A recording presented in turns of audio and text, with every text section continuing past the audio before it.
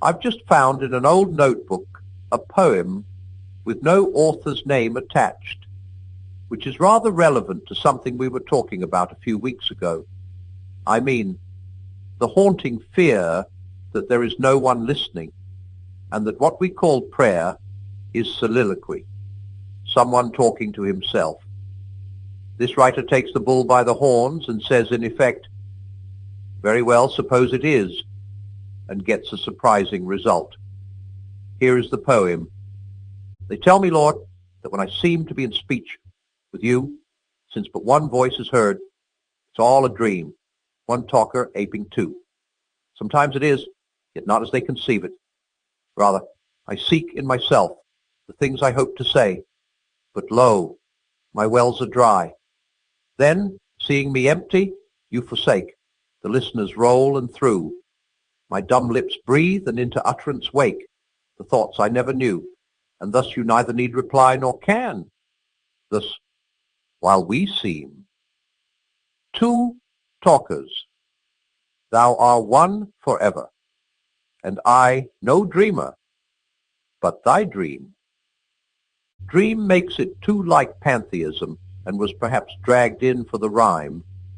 But is he not right in thinking that prayer in its most perfect state is a soliloquy? If the Holy Spirit speaks in the man, then in prayer God speaks to God. But the human petitioner does not therefore become a dream. As you said the other day, God and man cannot exclude one another, as man excludes man at the point of junction, so to call it, between creator and creature. The point where the mystery of creation, timeless for God and incessant in time for us, is actually taking place. God did or said it, and I did or said it can both be true. You remember the two maxims Owen Barfield lays down in Saving the Appearances? On the one hand, the man who does not regard God as other than himself cannot be said to have a religion at all. On the other hand, if I think God other than myself in the same way in which my fellow men and objects in general are other than myself, I am beginning to make him an idol. I am daring to treat his existence as somehow parallel to my own. But he is the ground of our being. He is always both within us and over against us. Our reality is so much from his reality as he, moment by moment, projects into us. The deeper the level within ourselves from which our prayer or any other act wells up, the more it is his, but not at all the less ours. Rather most ours when most his. Arnold speaks of us as ennisled from one another in the sea of life. But we can't be similarly annihilated from God. To be discontinuous from God as I am discontinuous from you would be annihilation. A question at once arises. Is it still God speaking when a liar or a blasphemer speaks? In one sense, almost yes. Apart from God, he could not speak at all. There are no words not derived from the Word, no acts not derived from him who is actus purus. And indeed, the only way in which I can make real to myself what theology teaches about the heinousness of sin is to remember that every sin is the distortion of an energy breathed into us, an energy which, if not thus distorted, would have blossomed into one of those holy acts whereof God did it and I did it, are both true descriptions. We poison the wine as he decants it into us, murder a melody he would play with us as the instrument. We caricature the self-portrait he would paint. Hence all sin, whatever else it is sacrilege. We must no doubt distinguish this ontological continuity between creator and creature, which is, so to speak, given by the relation between them, from the union of wills, which under grace is reached by a life of sanctity. The ontological continuity is, I take it, unchangeable, and exists between God and a reprobate or a devil, no less than between God and a saint. Whither shall I go then from thy presence? If I go down to hell, thou art there also. Where there is prayer at all, we may suppose that there is some effort, however feeble, towards the second condition, the union of wills. What God labors to do or say through the man comes back to God with a distortion which at any rate is not total. Do you object to the apparent roundaboutness? It could easily be made comic of the whole picture. Why should God speak to himself through man? I ask in reply, why should he do anything through his creatures? Why should he achieve the long way round through the labors of angels, men always imperfectly obedient and efficient, and the activity of irrational and inanimate beings, ends which presumably the mere fiat of omnipotence would achieve with instantaneous perfection? Creation seems to be delegation through and through. He will do nothing simply of himself which can be done by creatures. I suppose this is because he is a giver, and he has nothing to give but himself. And to give himself is to do his deeds, in a sense, and on varying levels, to be himself through the things he has made. In pantheism, God is all. But the whole point of creation surely is that he was not content to be all. He intends to be all in all. One must be careful not to put this in a way which would blur the distinction between the creation of a man and the incarnation of God. Could one, as a mere model, put it thus? In creation, God invents a person and injects him into the realm of nature.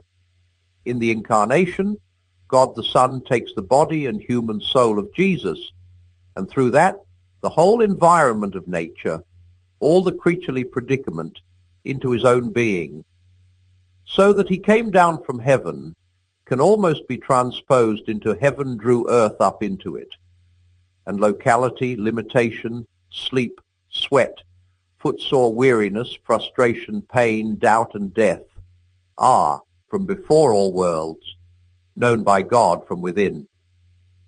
The pure light walks the earth. The darkness, received into the heart of deity, is there swallowed up. Where, except in uncreated light, can the darkness be drowned? I won't admit without a struggle that when I speak of God uttering or inventing the creatures, I am watering down the concept of creation. I am trying to give it, by remote analogies, some sort of content. I know that to create is defined as to make out of nothing ex nihilo. But I take that to mean not out of any pre-existing material. It can't mean that God makes what God has not thought of, or that he gives his creatures any powers or beauties which he himself does not possess. Why? We think that even human work comes nearest to creation when the Maker has got it all out of his own head. Nor am I suggesting a theory of emanations. The differential of an emanation, literally an overflowing, a trickling out, would be that it suggests something involuntary. But my words, uttering and inventing, are meant to suggest an act. This act, as it is for God, must always remain totally inconceivable to man. For we, even our poets and musicians and inventors, never in the ultimate sense make. We only build. We always have materials to build from. All we can know about the act of creation must be derived from what we can gather about the relation of the creatures to their creator. Now, the very pagans knew that any beggar at your door might be a god in disguise. And the parable of the sheep and the goats is our Lord's comment. What you do or don't do to the beggar, you do or don't do to him. Taken at the pantheist extreme, this could mean that men are only appearances of God, dramatic representations, as it were. Taken at the legalist extreme, it could mean that God, by a sort of legal fiction, will deem your kindness to the beggar a kindness done to himself. Or again, as our Lord's own words suggest, that since the least of men are his brethren, the whole action is, so to speak, within the family. And in what sense, brethren? Biologically, because Jesus is man? Ontologically, because the light lightens them all? Or simply loved like brethren? It cannot refer only to the regenerate. I would ask first whether any one of these formulations is right, in a sense which makes the others simply wrong. It seems to me improbable. If I ever see more clearly, I will speak more surely. Meanwhile, I stick to Owen's view. All creatures, from the angel to the atom, are other than God, with an otherness to which there is no parallel, incommensurable. The very word to be cannot be applied to him and to them in exactly the same sense. But also, no creature is other than he in the same way in which it is other than all the rest. He is in it, as they can never be in one another. In each of them, as the ground and root and continual supply of its reality. And also in good rational creatures as light, in bad ones as fire, as at first the smouldering unease, and later the flaming anguish of an unwelcome and vainly resisted presence. Therefore of each creature we can say, this also is thou. Neither is this thou. Simple faith leaps to this with astonishing ease. I once talked to a continental pastor who had seen Hitler and had, by all human standards, good cause to hate him. What did he look like? I asked. Like all men, he replied. That is, like Christ. One is always fighting on at least two fronts. When one is among pantheists, one must emphasize the distinctness and relative independence of the creatures.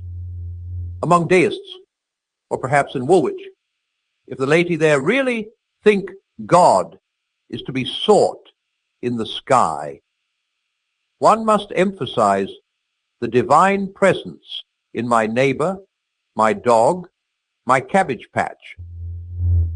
It is much wiser, I believe, to think of that presence in particular objects than just of omnipresence. The latter gives very naive people, Woolwich again perhaps, the idea of something spatially extended like a gas. It also blurs the distinctions, the truth that God is present in each thing, but not necessarily in the same mode, not in a man as in the consecrated bread and wine, nor in a bad man as in a good one, nor in a beast as in a man, nor in a tree as in a beast, nor in inanimate matter as in a tree. I take it there is a paradox here. The higher the creature, the more and also the less God is in it, the more present by grace, and the less present by a sort of abdication as mere power. By grace he gives the higher creatures power to will his will and wield their little tridents. The lower ones simply execute it automatically. It is well to have specifically holy places and things and days, for without these focal points or reminders, the belief that all is holy and big with God will soon dwindle into a mere sentiment. But if these holy places, things, and days cease to remind us, if they obliterate our awareness that all ground is holy and every bush, could we but perceive it a burning bush, then the hallows begin to do harm. Hence both the necessity and the perennial danger of religion. Fame advises us once an hour to fling ourselves beyond every creature. But in order to find God, it is perhaps not always necessary to leave the creatures behind. We may ignore, but we can nowhere evade, the presence of God. The world is crowded with him. He walks everywhere incognito. And the incognito is not always hard to penetrate. The real labor is to remember, to attend. In fact, to come awake, still more to remain awake. Oddly enough, what corroborates me in this faith is the fact, otherwise so infinitely deplorable, that the awareness of this presence has so often been unwelcome. I call upon him in prayer. Often he might reply, I think he does reply, but you have been evading me for hours. For he comes not only to raise up, but to cast down, to deny, to rebuke, to interrupt. The prayer, prevent us in all our doings, is often answered as if the word prevent had its modern meaning. The presence which we voluntarily evade is often, and we know it, his presence in wrath. And out of this evil comes a good. If I never fled from his presence, then I should suspect those moments, when I seem to delight in it, of being wish-fulfillment dreams. That, by the way, explains the feebleness of all those watered versions of Christianity which leave out all the darker elements and try to establish a religion of pure consolation. No real belief in the watered versions can last. Bemused and besotted as we are, we still dimly know, at heart, that nothing which is at all times and in every way agreeable to us can have objective reality. It is of the very nature of the real that it should have sharp corners and rough edges, that it should be resistant, should be itself. Dream furniture is the only kind on which you never stub your toes or bang your knee. You and I have both known happy marriage, but how different our wives were from the imaginary mistresses of our adolescent dreams. So much less exquisitely adapted to all our wishes, and for that very reason, among others, so incomparably better. Servile fear is, to be sure, the lowest form of religion.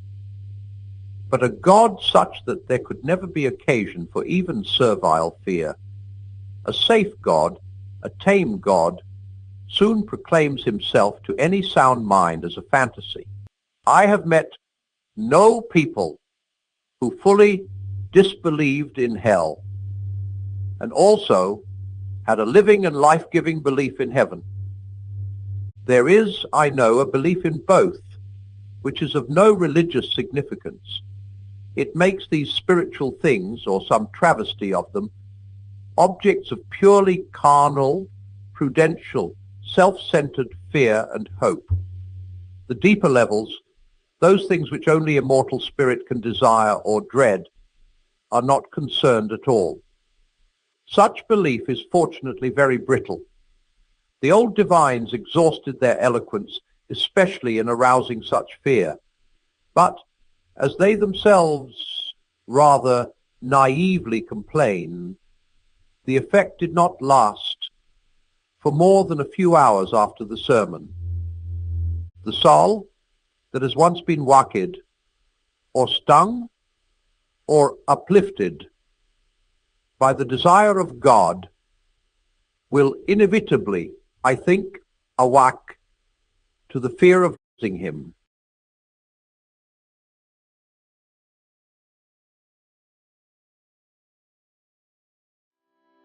Let us sum up what we have reached so far. In the case of stones and trees and things of that sort, what we call the laws of nature may not be anything except a way of speaking. When you say that nature is governed by certain laws, this may only mean that nature does in fact behave in a certain way. The so-called laws may not be anything real, anything above and beyond the actual facts which we observe. But in the case of man, we saw that this will not do. The law of human nature, or of right and wrong, must be something above and beyond the actual facts of human behavior. In this case, besides the actual facts, you have something else, a real law which we did not invent and which we know we ought to obey. I now want to consider what this tells us about the universe we live in. Ever since men were able to think, they have been wondering what this universe really is and how it came to be there. And, very roughly, two views have been held. First, there is what is called the materialist view.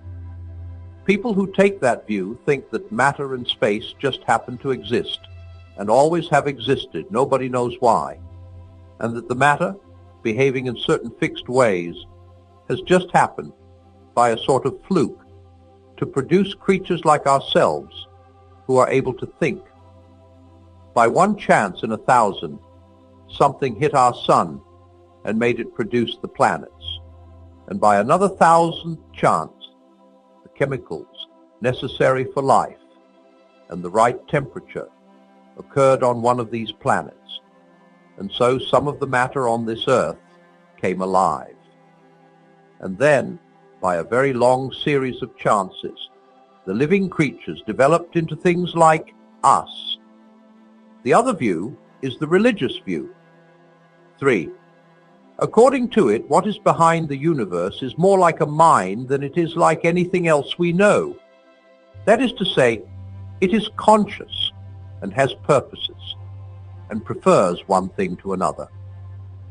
And on this view, it made the universe partly for purposes we do not know, but partly, at any rate, in order to produce creatures like itself. I mean, like itself, to the extent of having minds. Please do not think that one of these views was held a long time ago, and that the other has gradually taken its place. Wherever there have been thinking men, both views turn up. And note this too, you cannot find out which view is the right one by science in the ordinary sense. Science works by experiments. It watches how things behave. Every scientific statement in the long run, however complicated it looks, really means something like, I pointed the telescope to such and such a part of the sky at 2:20 a.m. on January 15th and saw so-and-so. Or, I put some of this stuff in a pot and heated it to such and such a temperature and it did so and so. Do not think I am saying anything against science. I am only saying what its job is. And the more scientific a man is, the more I believe he would agree with me that this is the job of science. And a very useful and necessary job it is too. But why anything comes to be there at all, and whether there is anything behind the things science observes, something of a different kind, this is not a scientific question. If there is something behind, then either it will have to remain altogether unknown to men, or else make itself known in some different way. The statement that there is any such thing and the statement that there is no such thing are neither of them statements that science can make, and real scientists do not usually make them. It is usually the journalists and popular novelists who have picked up a few odds and ends of half-baked science from textbooks who go in for them. After all, it is really a matter of common sense.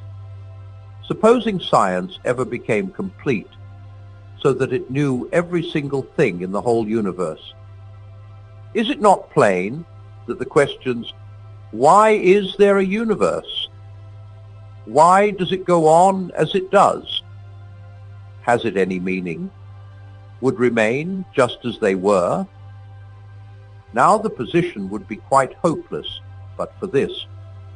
There is one thing, and only one, in the whole universe which we know more about than we could learn from external observation. That one thing is man. We do not merely observe men, we are men. In this case, we have, so to speak, inside information. We are in the know. And because of that, we know that men find themselves under a moral law which they did not make and cannot quite forget even when they try, and which they know they ought to obey. Notice the following point. Anyone studying man from the outside, as we study electricity or cabbages, not knowing our language, and consequently not able to get any inside knowledge from us, but merely observing what we did, would never get the slightest evidence that we had this moral law. How could he? For his observations would only show what we did, and the moral law is about what we ought to do. In the same way, if there were anything above or behind the observed facts in the case of stones or the weather, we, by studying them from outside, could never hope to discover it. The position of the question, then, is like this. We want to know whether the universe simply happens to be what it is for no reason, or whether there is a power behind it that makes it what it is.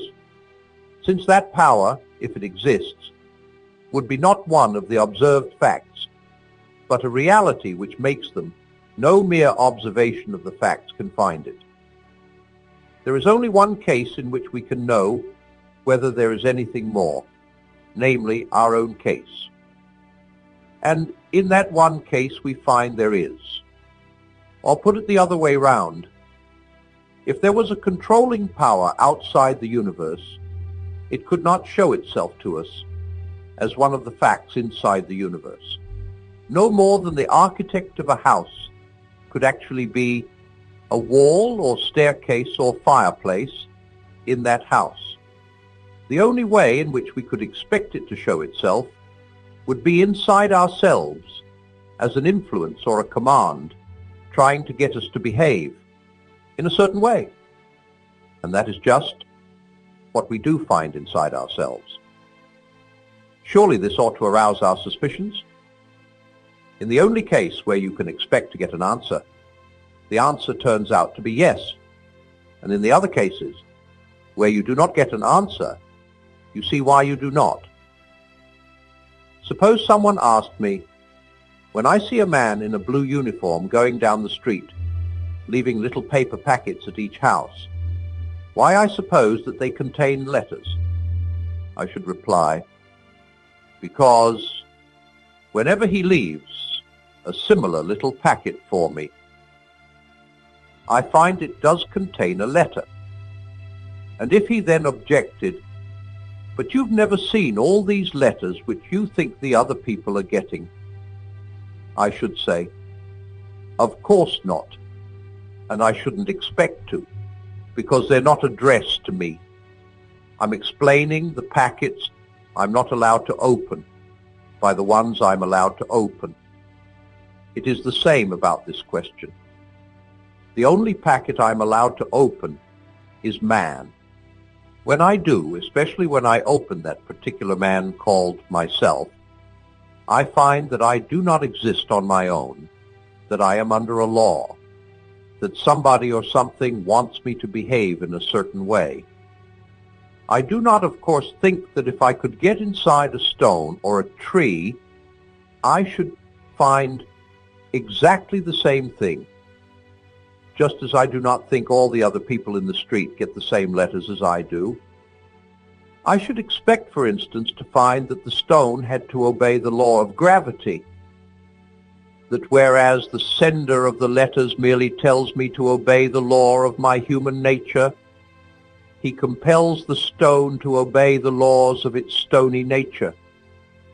But I should expect to find that there was, so to speak, a sender of letters in both cases, a power behind the facts, a director, a guide.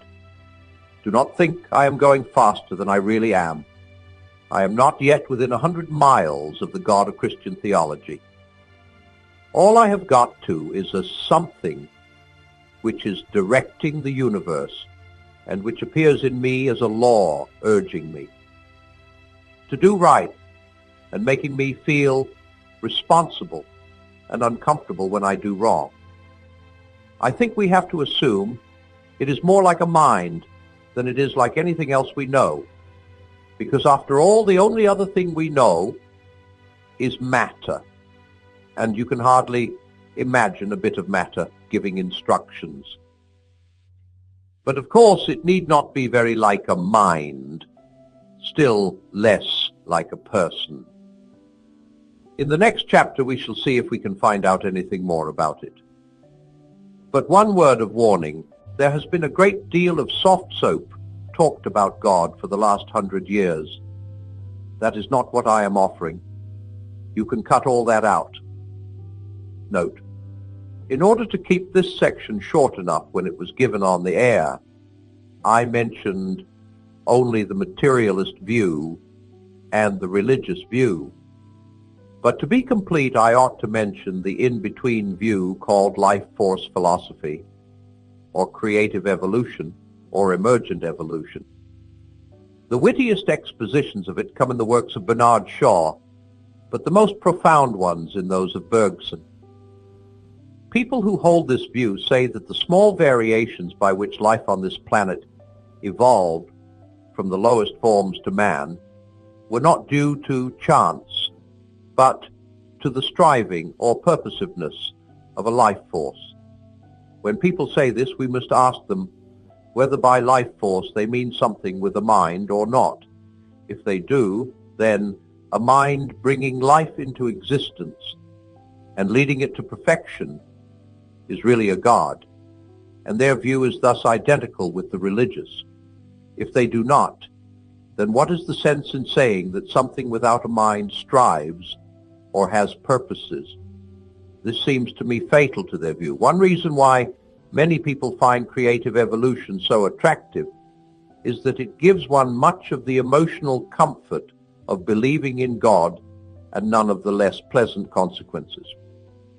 When you are feeling fit and the sun is shining and you do not want to believe that the whole universe is a mere mechanical dance of atoms